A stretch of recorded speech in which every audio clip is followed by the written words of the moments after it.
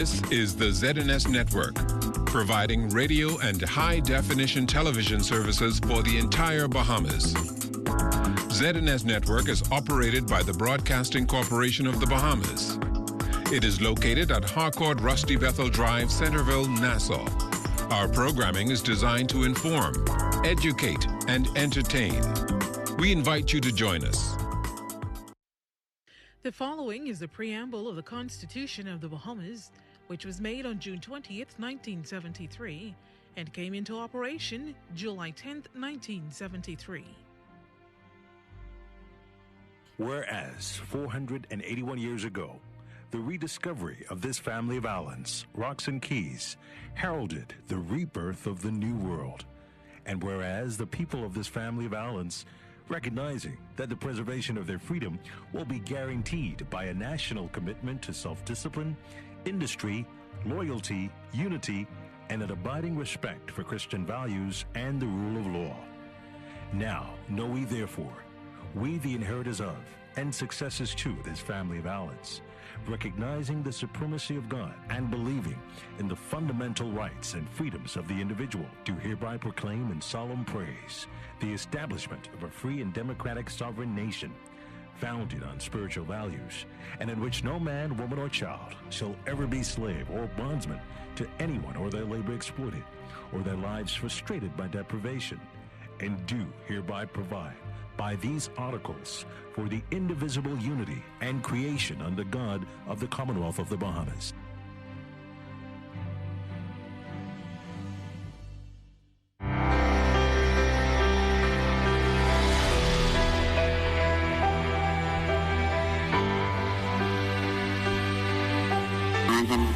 Has been completely shut down, robbing us of that revenue that we earn from that very important sector. What we have known as being the Bahamian economy will certainly be radically altered. In the Bahamas, I believe we have about 3 to 4 months worth of food, but it is going to have a ripple effect at some point in time, and we need to prepare for it.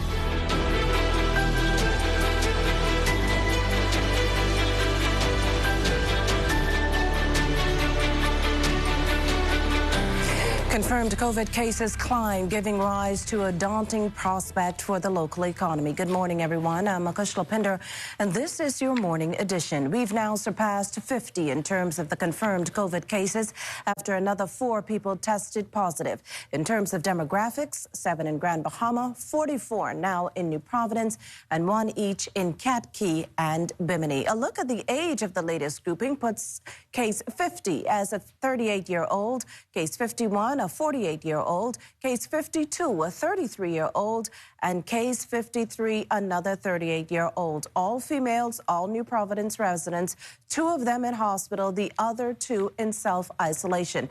Health officials assuring that investigations are ongoing. Well, Health Minister, the Honorable Dr. Dwayne Sands, in an interview with our Lloyd Allen this morning, first spoke to the grouping of infected patients health officials are most concerned with. So we're paying particular attention to the number in quarantine as a marker of the number of people potentially exposed or indeed exposed and therefore potentially at risk for conversion to COVID-19 positive status. We have to realize that even as the curfews and lockdowns continue, that this is very much about a new normal of discipline, that we have to be very careful, even in our exuberance about buying food stores, fish vendors, etc., that if we let our guard down, COVID-19 finds a way to once again start spreading through the community. Are you considering children as a high-risk group as far as being asymptomatic? Yes. Children are just as easily infected as anybody else.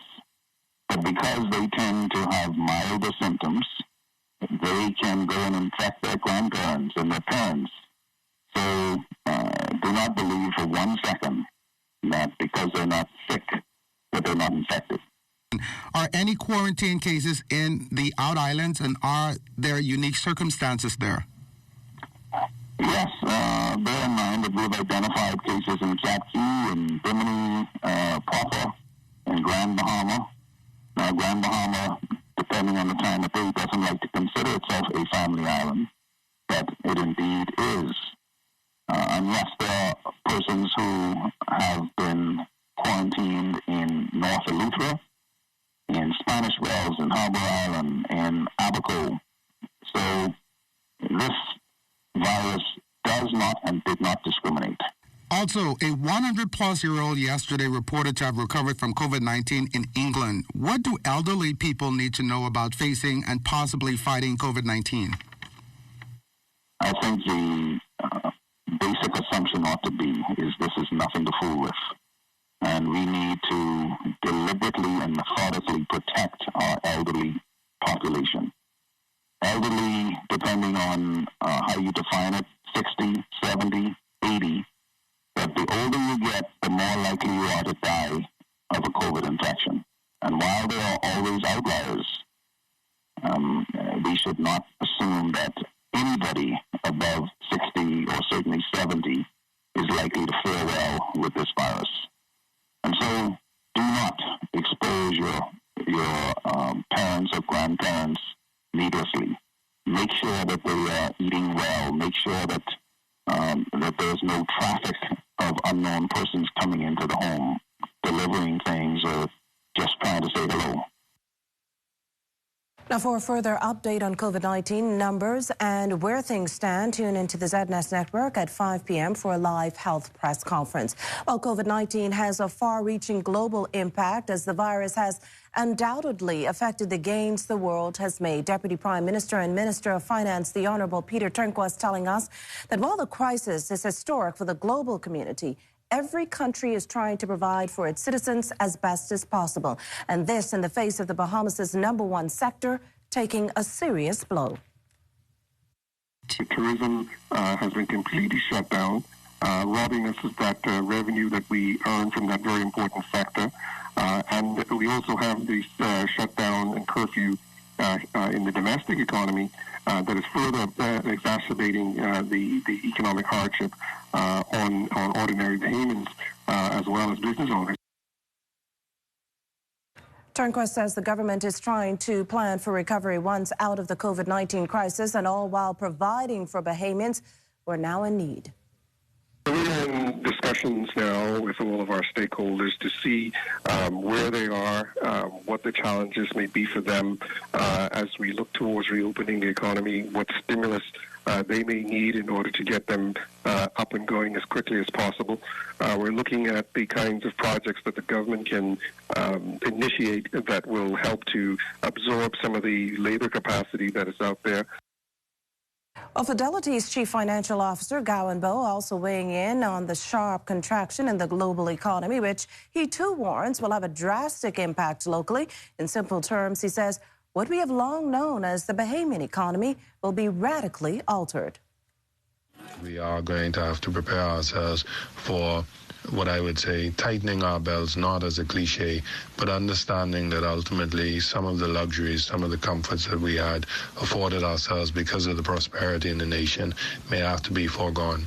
And it is only a temporary, if you will, give up of such luxuries, that ultimately if we stay focused on there always being a rainbow after a rainy day, there always being light at the end of the tunnel, there always being sunshine coming through those dark clouds, we have to remain positive, because in reality economic prosperity is a self-fulfilling prophecy. If we believe it will be better and we act that it will be better, we have an opportunity to make it better. But certainly in the immediate future, we know that there is going to be a very, very sharp reduction in the quality of life that we as Bahamians know it today. Now, aside from the health implications of the global pandemic, with job losses rampant and bills mounting, many Bahamians with no savings are finding it difficult to make ends meet. They spoke with our Cleopatra Murphy, pleading for assistance to be sped up. They may not be afflicted with COVID-19, but for many Bahamians, the virus is taking its toll as bills mount and children go hungry. This was the cry of a father of two who did not want to appear on camera, but the man, like hundreds of Bahamians, lined up outside the National Insurance Board, hoping to access unemployment benefits to feed his family. left unemployed due to the novel coronavirus outbreak. He says the situation has grown desperate and the wait to receive funds is too lengthy. I applied in March the 3rd. And people told me I have to wait 6 to 8 weeks just for an unemployment check. I don't even have food to make a cup of tea, not even a drink of water. As thousands of Bahamians flock to grocery stores to purchase food and supplies to sustain them through government-mandated lockdowns, the father says his family has gone days without a meal. Compounded with the fear of contracting COVID-19, there is another concern. I did a point that my landlord ready to kick me out to this point right now. Going to social service and all, ask for rental assistance. That taking 6 to 8 weeks also. The desperation was echoed by a number of residents also seeking some aid during a time that has become an economic nightmare for the Bahamas and other countries. Straw vendor Valerine Johnson was among them. I'm presently home. My cash is low, my food is low, and I'm trying to get something. And it don't seem like I'm getting any good results. And I'm not computer literate. And they told me to do online. I got somebody to do it online. And they telling me go this way and go that way. I'm exhausted. The 59-year-old was seeking unemployment and sick benefits. She says if she could get just one, that would help. But after going to the main office, she says NIB officials told her to go to another location. I was on one line. They go to paper for that line and say, all the self-employment people must go to Sun somewhere, but I don't have any chance, but I'll have to walk that. If I have to walk that, I have to walk that.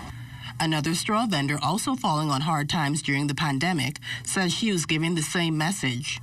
While she lives with family, she says times are tough and they need help. It's so bad because, everybody have to pay their bills and also supply their needs, you know what I mean? And right now, it ain't easy. So I don't know. As someone used to providing for herself, the resident says the current situation is difficult. It's my end right now.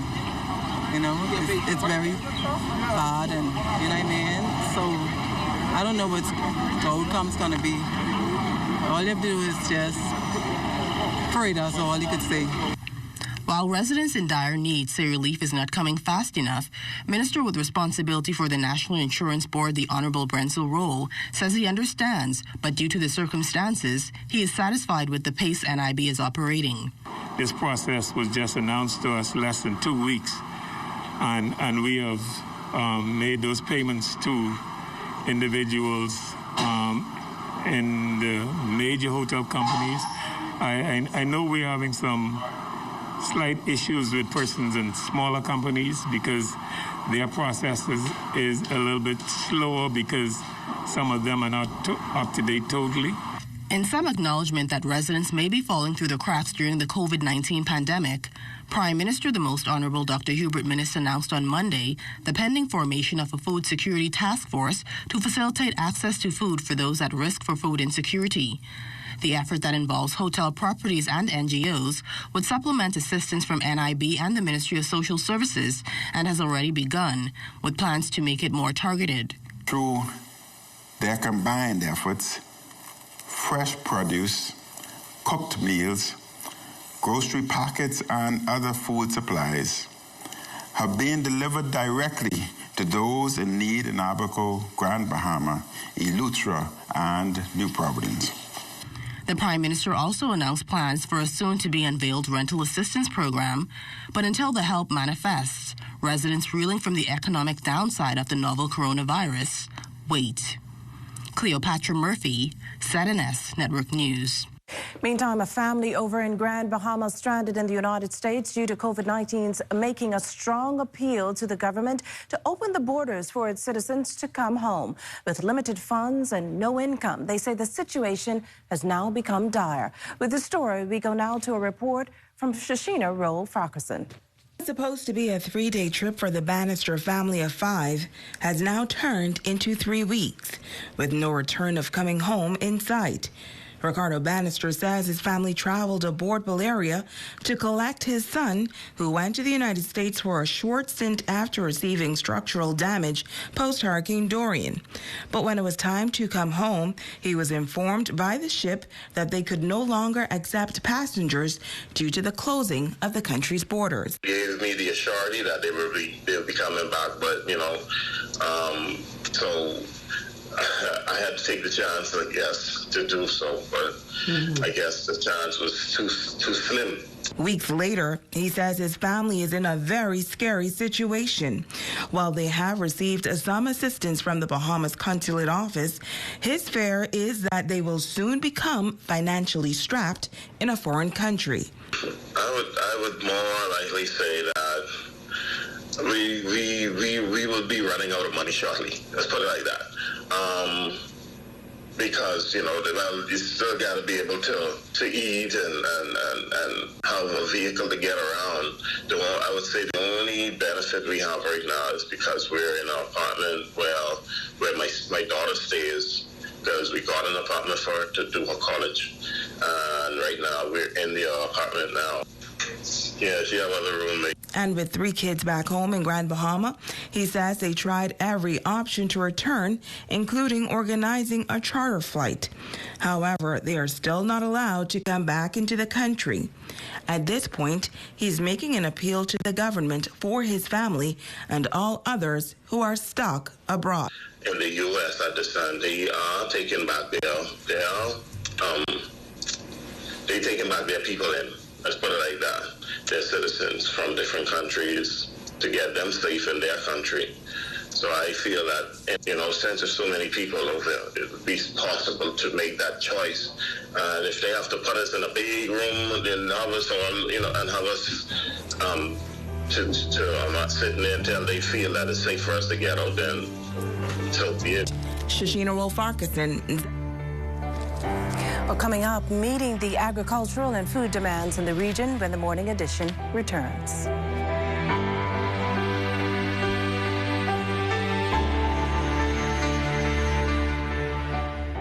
This public service announcement is brought to you by the Communications section of the Ministry of Education in conjunction with the Broadcasting Corporation of the Bahamas. School is closed, but we are not on vacation.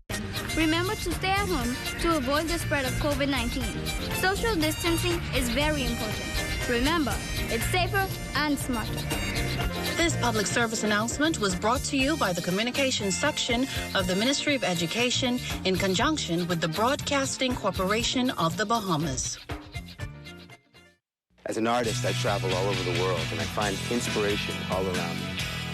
In the people and especially the environment. I love the Bahamas with all its natural beauty. From Abaco in the north to Inagua in the south and all the wonderful and colorful islands in between. But we must all do our part to keep the Bahamas healthy and clean, now and for the future generations. That's why I want you to find a little time to do your part. I'm doing my part because I care. Do you? They say that greatness is a choice, but what have you chosen? You've been frozen in time and broken in mind. For too long, the same song playing in your head. Living in breath, but better off dead. You have greatness inside you, but you must choose to be great.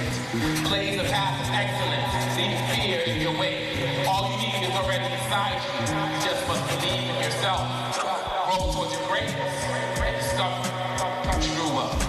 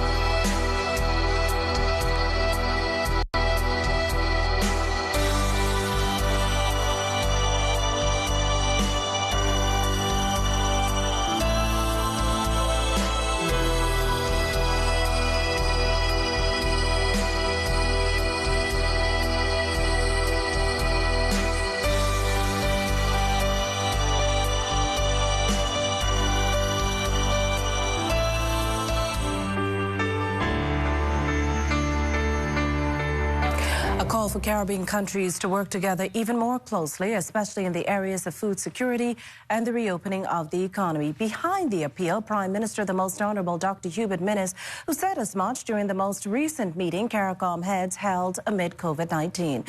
The Prime Minister at the time also suggested a balance be struck between the health and safety of citizens and residents, ensuring that regional economies continue to work. Caribbean leaders also got an update from the Caribbean Public Health Agency and discussed protocols for the development of a common public health and border policies. Tuesday's virtual meeting was CARICOM's 9th special emergency meeting, chaired by Barbados Prime Minister Mia Mottley. Well, food security and sustainability critical to the region at this time with border closure due to COVID-19. It's a key issue for regional leaders. Our Julian Reed discusses the matter with representative in the Bahamas for the Caribbean Agricultural Research and Development Institute, Dr. Michelle Singh. We see that CARICOM leaders are talking about food security as they must be.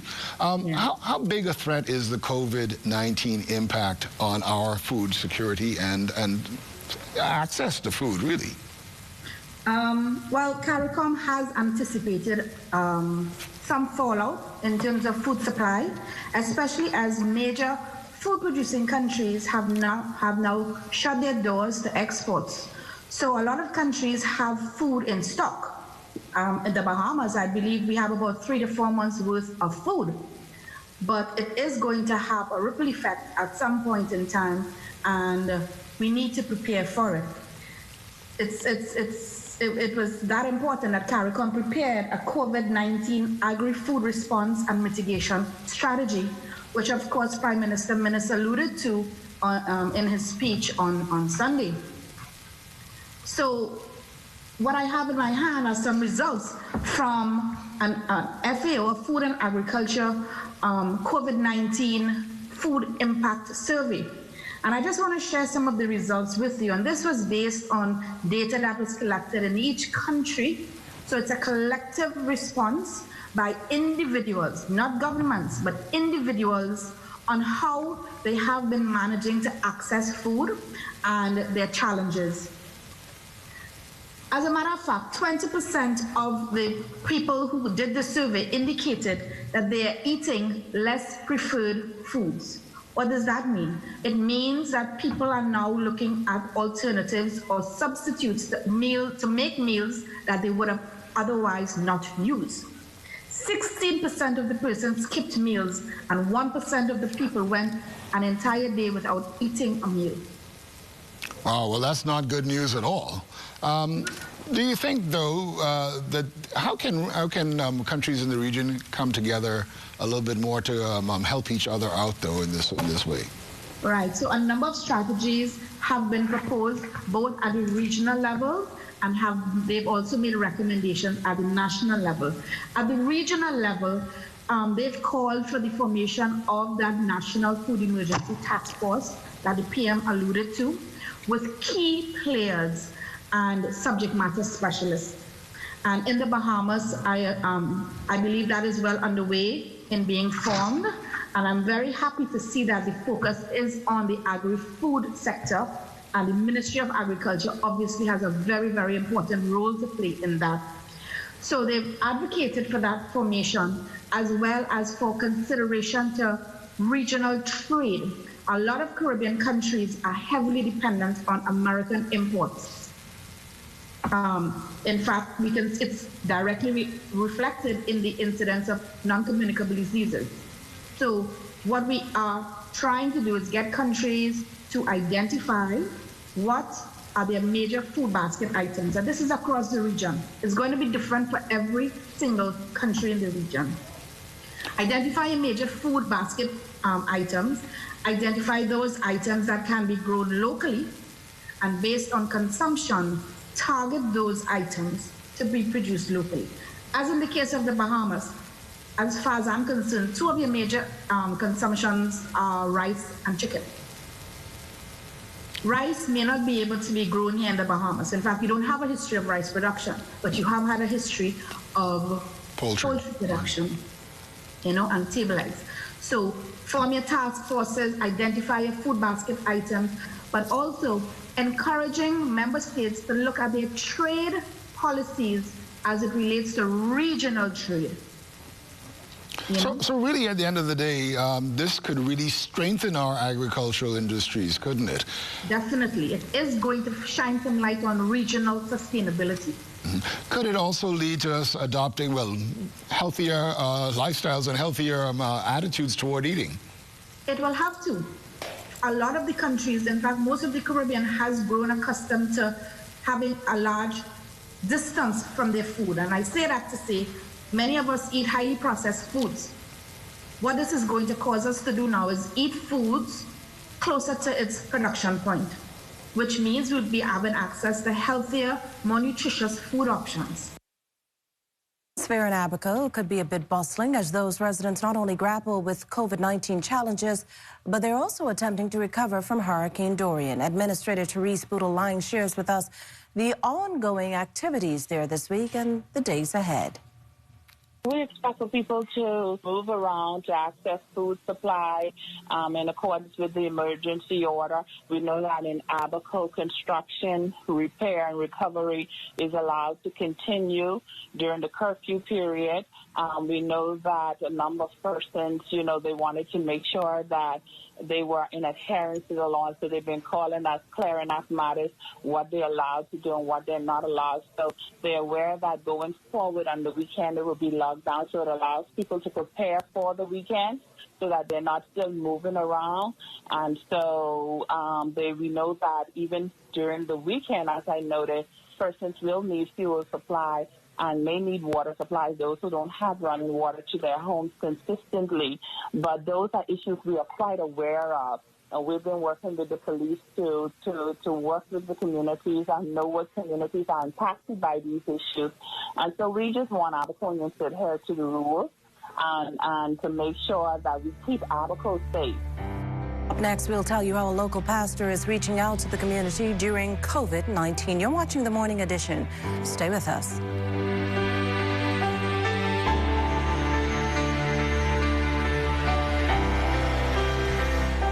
Across the entire span of the Bahamas, there is a strategic spread of national parks which play a vital role in protecting the survival and well-being of diverse wildlife, as well as Bahamian livelihoods. The Andros Westside National Park, for instance, consists of thriving bonefish populations, the healthiest stands of red mangroves found in the Bahamas, breeding and nursery areas that support wildlife such as snappers, groupers, lobsters, and threatened and endangered species like marine turtles, the Andros rock iguana, and the flamingo. If we do not effectively safeguard our natural treasures, vital habitats, which include nursery and breeding areas, will become vulnerable to a number of threats impacting the way we live.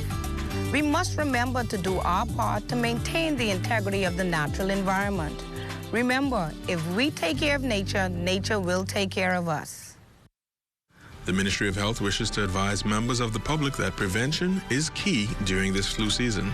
Practicing good cough hygiene can make the difference between you and your loved ones getting the flu or spreading the influenza virus. Good cough hygiene habits include covering your mouth and nose with a tissue when coughing or sneezing, and proper disposal of the tissue in a trash bin. Coughing or sneezing into your upper sleeve near your inner elbow and not your hands when a tissue is not available. Avoiding the use of handkerchiefs and towels as they hold germs, becoming a nest for the virus.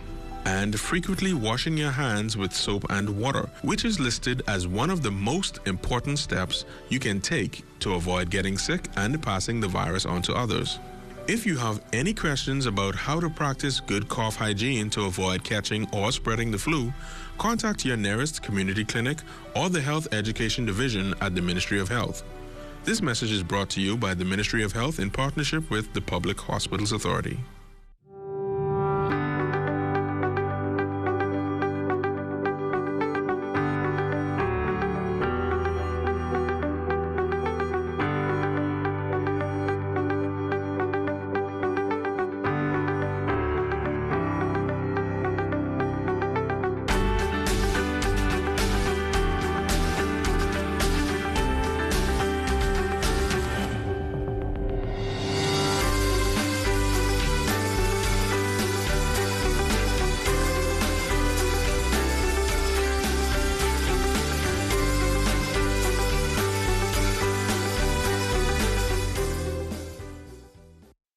Hey, have you heard? ZNS is everywhere you are when you download the new ZNS app. Whether you're on the move or just kicking back. Miss something on the news? It's there. Want to keep up with a live update? It's there. Or just want to listen to your favorite station? It's there too. Download the app now from the App Store and Google Play Store.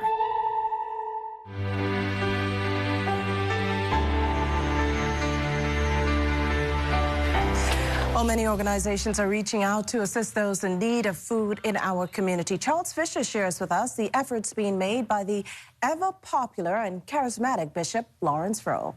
Normally on a Wednesday, he would be in his backyard prepping food to feed the needy in the area. Still in the backyard, but the size of the crowd has dwindled and social distancing. I miss having church.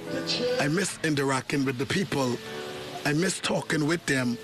I miss encouraging them. I miss preaching and singing with them. I miss a lot of them coming talking to me, telling me what they want me to pray on and things like that. All pastors will say the very same thing. We need people to more or less appreciate God, be grateful, appreciate Him when you had it, and appreciate Him when you don't have it. The Bible said in all things to give thanks. But like I say, my heart is go out for people can't pay their rent, can't feed their children. That's from the curfew and the shutdown and the government say 10 people, you got people come to the Wailing Wall today, they will pray, they will get their food. But this is feeding the community today. These service every Wednesday feeding. Bills around you spending from this curfew come in. The cost of these services nearly $30,000-$40,000. I'm telling you, but I don't feel that strainy weight because the Lord always do it through me. You know, whatever the church pay me, nobody bringing no tithes now, nobody bringing no offering, but whatever the church gave to me, I tell them, feed the people. He agrees with the curfew and the lockdown. Our Prime Minister's done a good job. He locked the country down right in time, unless it would have been worse. Special message to those frontline workers. To the police officers, you're doing a great job, but we also want you to just keep you cool with the public. Just know how to talk to the hurting people, know what to say to them. And you know, sometimes because of the people are desperate, they desperate, you desperate, keep you cool because, you know, to the public, know how to respect the officers, and to the officers, know how to respect the public. We try to get adjust, all right? So you may meet somebody on the street walking, and they're walking looking for water. I say, hunger will make you to eat some stuff you never eat. Down home is where I know you. To the doctors and the nurses, if we never need them before, we really need you now. So my prayers is directed towards the government of this country, police officers, as frontline people, and the doctors and the nurses. We want to thank God for you nurses and doctors if he never need you before. He has become a viral sensation. Some may criticize, some may enjoy. It's the bishop. A lot of people may misunderstand me because you're in the flesh, but I'm in the spirit. And God always take care of me. It is well, money coming. Well, you see, the bank them got no end. No matter how you fix it, money coming. God is in the midst of us. So the Lord will always provide for his people. So no need to fret. No need to fret, no need to worry, just trust. For the Morning Edition, I'm Charles Fisher. Well, we continue to encourage you during the COVID-19 season. Our pastoral motivation of the day is being brought to you by Pastor Dr. Carlos Reed. I know we faced with a situation what we have never been faced with before. I want to encourage you, let's continue to follow what the authorities are asking us to do, because I believe that the quicker we can get this thing under control, the quicker we can get back to our daily lives. I know that this is not an easy time for many people. I believe that a lot of people are battling whether they're going to catch this disease, battling how to live, how to survive in this kind of time. But I want to encourage you today to don't roll over and play dead, because we serve a God who is still able to do exceedingly abundantly above all that we can ever ask, think, or even imagine. We have come to in the Bahamas one of the worst hurricanes that this world has ever seen, Hurricane Dorian. But we've always been resilient people. We've always rise up to whatever challenge. Why? Because we have a God that has never left us nor forsake us. God told me to remind you that He'll do it again. So I want you to think about some of the things that you thought was going to destroy you, some of the things that you thought was going to mess up your mind, cause you to go crazy, but you're still here. The reason why you're still here, because God ain't finished with you yet. And you can't go nowhere until God is finished with you. So I want to encourage you today that the best is yet to come. We got to be able to look beyond the problem and look to the problem solver. God is still the solution. He's still the answer for the world today.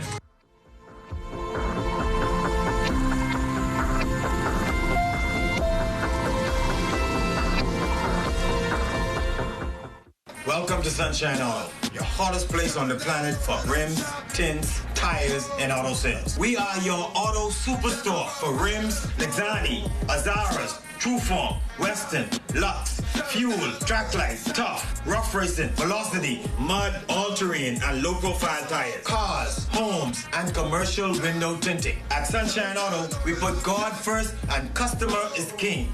Blessed luck. That's how rough riders roll.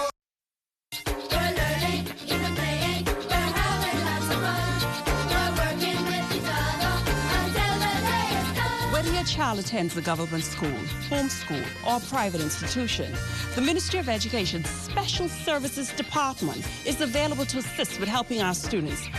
According to the Acting Assistant Director of Education, Sharon Clark, despite the closure of all schools, there remains a team of officers on hand to offer support to our parents and guardians. We have 5 units, inclusive of the speech therapy unit, the special education unit, the school psychology unit, the school attendance unit, and the guidance and counseling unit, where we have trained professionals who provide behavioral, academic, psychosocial, emotional, and speech therapy services to our students. The guidance counselors at this time, during this period, they're able to still assist our parents. As a school psychologist, I encourage you to call our hotline number if you are feeling overwhelmed, stressed, have high level of anxiety, and you need someone to talk to.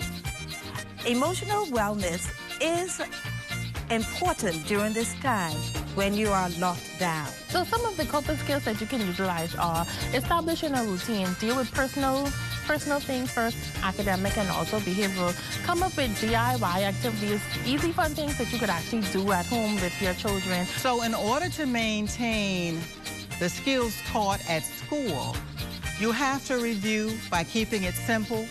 You have to give our students opportunities to tell us what they know and understand. And you have to be supportive of what it is that needs to be done. I am Denise Pratt for Ed Talk.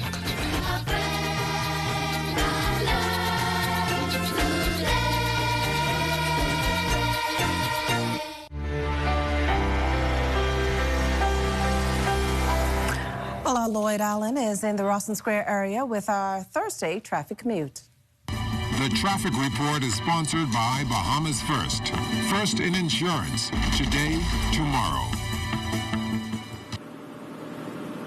Now, good morning, Macushla. Good morning, Bahamas. This morning, you're getting your first look at traffic. This one coming in from Rawson Square.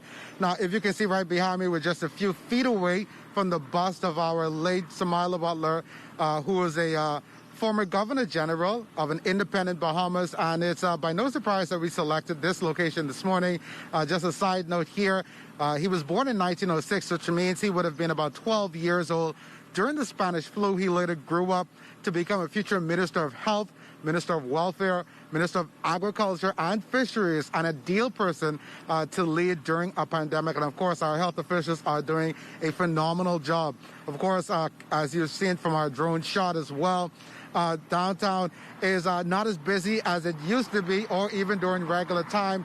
Traffic is brought down to a minimal. Essential staff are the ones on the streets making their way to work and to their various locations. Of course, this will continue as efforts continue nationally as we as a country fight this issue of COVID-19. Just a general reminder to the public as well that the difference when it comes to that curfew, some persons are still a bit confused about the 9 p.m. as opposed to a 24-hour curfew. The 24-hour curfew means that, of course, all persons should remain within their homes unless they need to emerge for essential reasons. Even if you need to work out, the government has advised that you work out within your immediate communities. Of course, if you're on the streets as well, to drivers, you should be using care and attention, driving with your insurance certificate and your driver's license. That information is still required. And of course, falling back to this location, again, on a regular day, it would have been much busier, much more traffic to report. Unfortunately, there's not much going on, but traffic, again, is an important element as we continue as a country to make those loose ends tied up as a nation as we fight COVID-19. Reporting here from Rawson Square, Lloyd Allen for the Morning Edition. Makushla, back to you in studio. Well, thanks, Lloyd. Bahamians continue making positive music in the wake of COVID-19. This young artist is sharing his talent in a unique way. Here's Charles Fisher. In 2019, there was a virus created trying to get where it all started. And its campaign went wrong. Now there's a virus and it's very strong, hoping for a cure. 14-year-old Jeremy Davis hails from Harbour Island, Eleuthera, and with not much to do now, he came up with his own COVID song. The lyrics of the song came from myself, my Grammy, my cousin. But the lyrics are really saying about how you should protect yourself from really preventing yourself from getting coronavirus. And it's really saying like how COVID-19 or coronavirus, how a lot of people are traumatized or scared. COVID-19 got a lot of people traumatized, yeah. Whole lot of people died. It was just basically explaining how you need to carry yourself and how you need to take precautions of how to actually like prevent yourself from getting coronavirus and like basic things just like as in washing your hands, sanitizing, always cleaning up, you know, and wearing a mask and stay away from people. First off, everything was cool, and all up in the pool playing basketball till someone got in there. Yeah, someone got in there. It was good. Second of all, we had a curfew, 9 o'clock to be inside. Dinner like at 9 o'clock, we always locked to get inside. My Grammy's like, you need to make a song about coronavirus, so I went inside the room and I came up with a verse. And she was like, no, I don't like that one, so go back in the room and do it again. So I came back out, and I came back out with the beat. She was in the bathroom, and then when she came out, she was like, I like that one, I like that one. So the first verse is just actually explaining like how people are traumatized or how people are scared that they might catch coronavirus and stuff. His message to Bahamians? If people actually decide to stay home, like they could be saving millions of people from dying and catching coronavirus. So I really think that if we come together and put in our head that we need to stay home and protect everybody, even yourself, like your family, from catching coronavirus. And what he sees in his future? I want to be a music artist. Hopefully when I grow up, I shouldn't be rapping. I should be doing movies and producing other people. You gotta stay away from people to stay alive. You gotta stay away from people to stay alive. Keep up the good work, young fellow. For the Morning Edition, I'm Charles Fisher. Well, again, we certainly do encourage young Jeremy in his efforts. Now let's get you up to speed with your daily exercise. And for that, we turn to Natasha Brown. Okay, now we've got 10 mountain climbers. Make sure that knee is comfortably in the chest, your hands are comfortable, and now we're going to switch for 10 times. Ready, go. 1, 2, 3, 4, 5, 6, 7, 8, 9, 10. Let's drop to the knees, drop on the elbows, take it off. Now we go into a handstand plank and back to the elbows. 1, 2, 3, 2 more team, 4, and 5. Woo! Ready? And we're gonna take it now into crab kicks. Modified version. If you can only sit and tap the toes, that's okay. If you're a little stronger than that, go ahead and raise the back off the ground. And now you're going to extend 2. We've got 10, 3, 4, don't try to rush it, 5, 6, 7, 8, 9, and 10. Yes, we were working our core the entire time, but we got to end with 10 sit-ups. So let's place our hands right here by the head, lie all the way down, up for 10, go. 1, 2, 3, 4, 5 more, 6, 7, 8, 9, and 10. Awesome. I hope you guys enjoy. Now, go back and do 3 more rounds. Heads up, parents. Make sure you've got your children consistently working out at the same time. If they're not able to catch it now, write down the exercises and then go back, go over it with them, and make sure they do at least 3, 4 sets is better. Another suggestion, parents, make sure that you're encouraging your kids to drink water throughout the day and limit their sugar intake. If not, they're not going to sleep comfortably to be able to get up in the morning and continue with their schoolwork. They want to be hydrated and they want to be resting while they are sleeping. Finally, if you are on and about today, make sure you carry your mask. Finally, if you have to use the restroom, and if you're outside, wherever you are, give the restroom at least a couple minutes before we enter it, because that's another way that we can minimize the coronavirus. Until next time, I am downtown Natasha Brown, keeping you healthy, fit, and energized. Tomorrow, we've got a split session. We've got our recycled teenagers, and of course, we cannot leave out our persons with disabilities. Love you.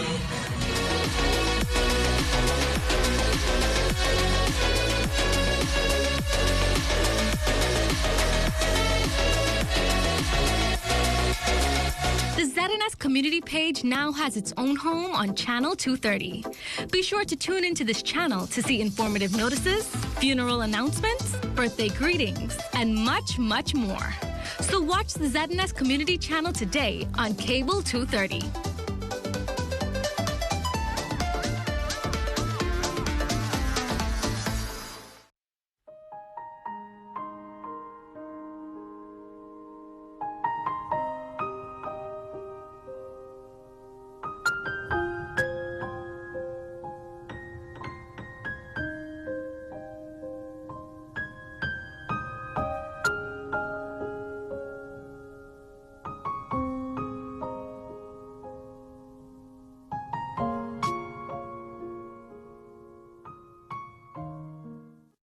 Did you know that there are over 30,000 Bahamians with diabetes and another 23,000 with prediabetes? Each year, this number is expected to increase. Many people who have diabetes are unaware. If you are having blurry vision, feeling thirsty, urinating frequently, or are unusually tired or losing weight despite a healthy diet, you may have diabetes. If you have a parent or sibling that has diabetes, you are also at an increased risk of developing diabetes. If you have noticed any of these symptoms, it is important to see your doctor, who will perform the necessary tests to confirm the diagnosis. Together, we can beat diabetes.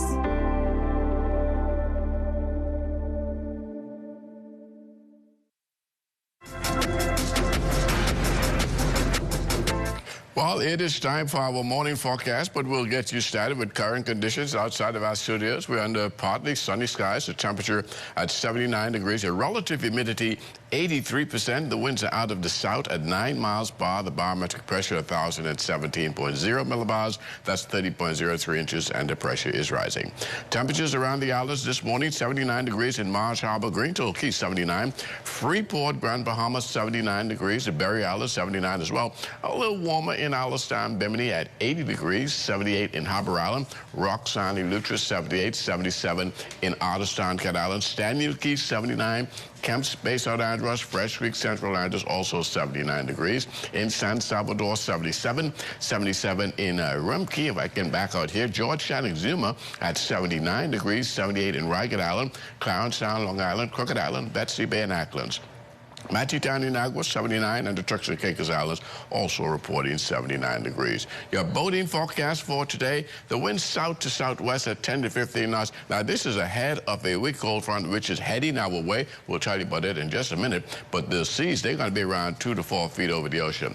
Low tide this morning at 10:21, high tide at 4:20 this afternoon. In the central and southeastern islands, southeast to south winds, 10 to 15 knots, wave heights also at 2 to 4 feet. Now, for our satellite photograph, you can see there's some high-level clouds floating over Lake Okeechobee, spreading all the way into the extreme northwest Bahamas. That's some cirrus clouds. No precipitation associated with those type of clouds. But in the background, there are some thicker clouds that's developing, and embedded in that will be some showers and some thunderstorms as well. They will gradually sink towards the south and east. We expect it to get around the Grand Bahama, the Bimini and Abaco areas later on this evening, and that will dump some showers, which will be heavy at times. So residents in Bimini, Grand Bahama, and Abaco, you're asked to remain indoors during those heavy showers and thunderstorms. Now, whether or not those showers hold up by the time it reaches New Providence over the nighttime, we'd still expect a few showers heading into the evening and overnight, and possibly an isolated thunderstorm here in the capital.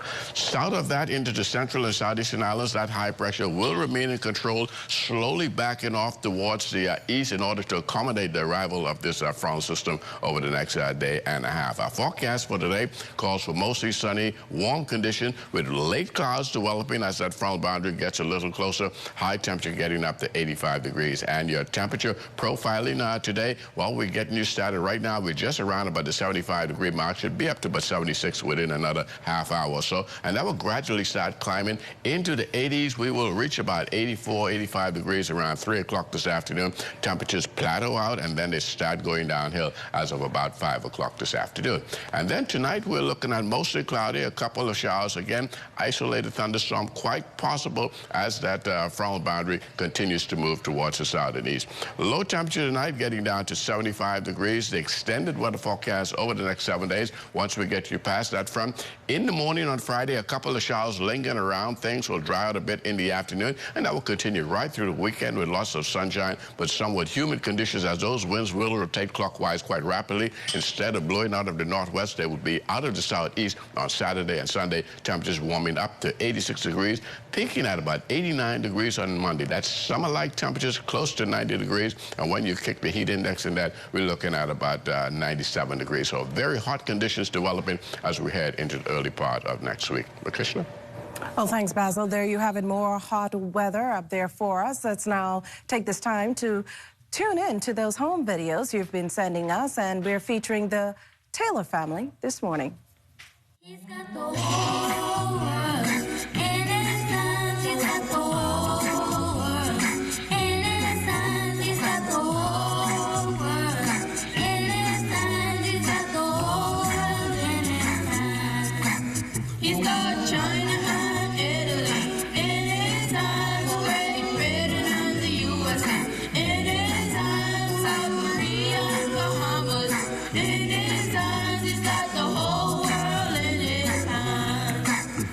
got a prime minister in his hands.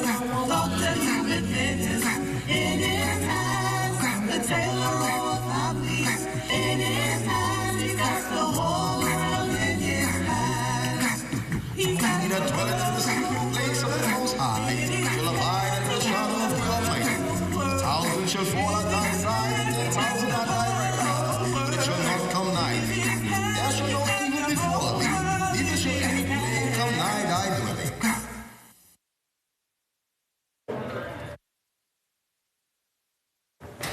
Well, remember to stay tuned to the ZNS Network, your best choice for local, regional, and international COVID-19 coverage. We're the only station providing you with live radio and television updates throughout the day, giving you up-to-the-minute information. Our coverage continues at 10 on radio and then at 2 on the television network. And just before signing off, we want to wish a double dose of blessings and happiness to Prime Minister, the Most Honorable Dr. Hubert Minnis, as well as his Foreign Affairs Minister, the Honorable Darren Henfield, who both today celebrate birthdays. Have a wonderful Thursday, everyone. Come take over me. Jump a new bed when you see me sweat. I don't care who said this to me. Hey! To the DJ, turn up the bass. Me and my girls gonna wind up a ways. Rum pum pum on the goat skin drum. It's time for us to have fun. Make it real now. Blow the horns to me. Turn up the lights to me. Hands in the air, give me. Give me your name. Bring the cowbells to me. Hands in the air, to me. Like we don't care. Blaze up the rhythm. Feel that rhythm, the rhythm, the rhythm. Feel that rhythm. Feel that rhythm, the rhythm, the rhythm. Feel that rhythm. Feel that rhythm, the rhythm, the rhythm. Feel that rhythm. Feel that rhythm, the rhythm, the rhythm. COVID-19 continues to impact the Bahamas and the world. The Ministry of Health has confirmed 5 cases of COVID-19 in the Bahamas. ZNS Network is here to keep you informed on this growing pandemic. We are in a race against time.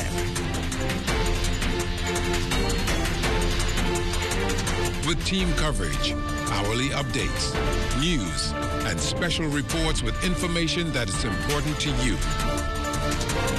ZNS Network is your best choice for COVID-19 coverage. No other station covers the Bahamas better.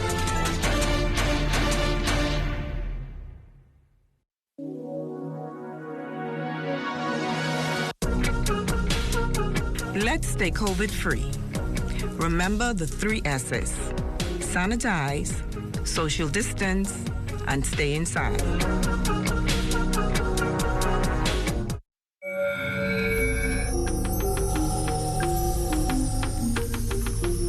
You're watching the ZNS Network, the People's Station.